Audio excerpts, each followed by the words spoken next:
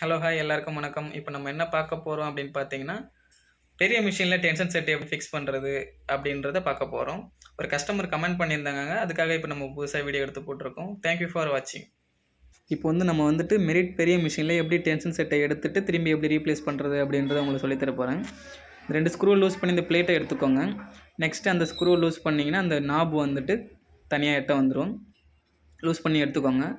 எடுத்துகிட்டு இந்த டென்ஷன் செட்டுக்கு பக்கத்தில் பார்த்தீங்கன்னா உள்ள ஒரு ஸ்க்ரூ இருக்கு இல்லையா, அதையும் லூஸ் பண்ணிக்கோங்க. லூஸ் பண்ணி டென்ஷன் செட்டை அப்படியே போட்டு ஷேக் பண்ணி இழுத்திங்கன்னா உங்களுக்கு டென்ஷன் செட் வெளில வந்துடும். வரல அப்படின்னா ஸ்க்ரூ ட்ரைவர் வச்சு லைட்டாக அப்படி ஷேக் பண்ணி இழுத்திங்கன்னா வந்துடும். லெஃப்ட் ரைட் ரொட்டேட் பண்ணி இப்படி இழுத்திங்கன்னா செட்டாக வந்துடும். இந்த டென்ஷன் செட்டில் இந்த ஸ்ப்ரிங்கோட ஆக்ஷன் கரெக்டாக இருக்கா அப்படின்றத செக் பண்ணிக்கணும். ஓகே, கரெக்டாக இருக்குது, ஸோ நோ ப்ராப்ளம். திரும்பி அதே இடத்துல இன்செர்ட் பண்ணிக்கலாம்.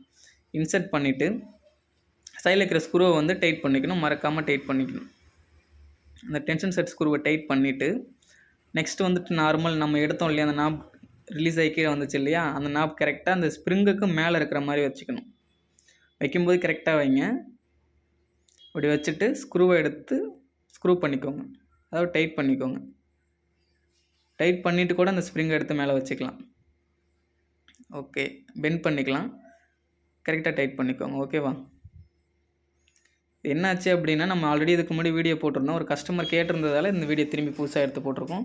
உங்களுக்கு இதே மாதிரி வீடியோ ஏதாவது எடுத்து போடணும், மிஷினை பற்றி டீட்டெயில் தெரிஞ்சுக்கணும் அப்படின்னா கமெண்ட் பண்ணுங்கள். இந்த வீடியோ உங்களுக்கு பிடிச்சிருந்ததுன்னா ஷேர் பண்ணுங்கள். தேங்க்யூ. ஓகே, இந்த ஃப்ரிஞ்ச் ஆக்ஷன் இப்போ கரெக்டாக இருக்குது. ஓகே, கரெக்டாக ஃபுல் டைட் பண்ணிவிட்டு இந்த அப் அண்ட் டவுன் செக் பண்ணிக்கோங்க.